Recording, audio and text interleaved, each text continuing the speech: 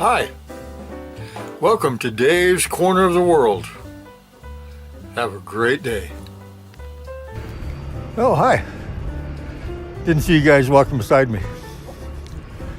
I'm gonna go over where I did a little bit of water work yesterday. I'd like to take you guys with me all the time, but boy, being the maintenance guy here, if something breaks, I don't have time to, go around you guys up and bring you with me. I just got to get the job done. This particular little job had a little water leak out here, and dug down in the ground.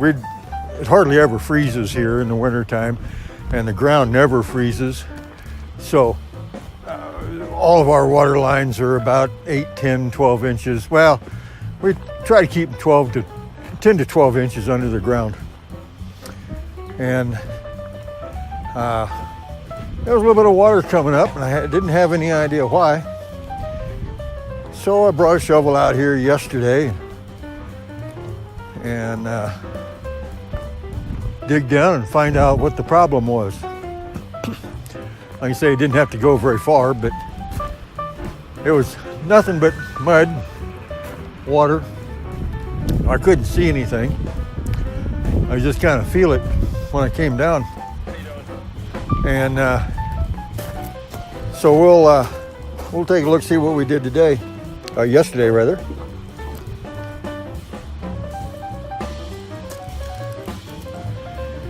As you can see, that's just a compression coupling. That's a 1-inch line. It's for all the water out here in our E section. Now, the water was just boiling out right here. These threads, you can see a couple of threads there and a couple of threads there. These threads was backed off. This nut was backed off clear back up into there somewhere. And I don't know why. I did not put this piece in. It was put in while I was gone for a few months, a couple years ago. And anyway, I dug down and I had to get I had to dig down below and get the water out of it so I could see what was going on. Then I turned the water off and I discovered what it was, and I was just able to take a couple pair of channel locks and tighten it down. And usually, whenever these things are on properly, the threads just pretty much disappear. So it looks to me like on each side it needs to go in at least another full turn. But it was tight when I was using the channel locks yesterday. A lot of times you can just do it by hand, but this was a repair, and I didn't have clean. You see how dirty it is right there? I didn't have anything clean to work with, and I needed to get the water back on because we have RVs right here in the park real close to us, and they need water as much of the time as it can be. So I'm going to wait until some of these rigs get out of here and take that apart and turn the water off, take that apart, and see if I can see anything wrong with the rubber.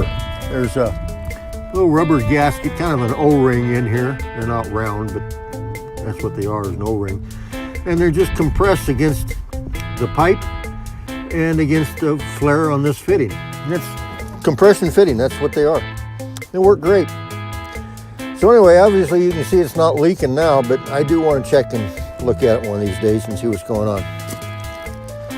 Okay. Well, that's what I did.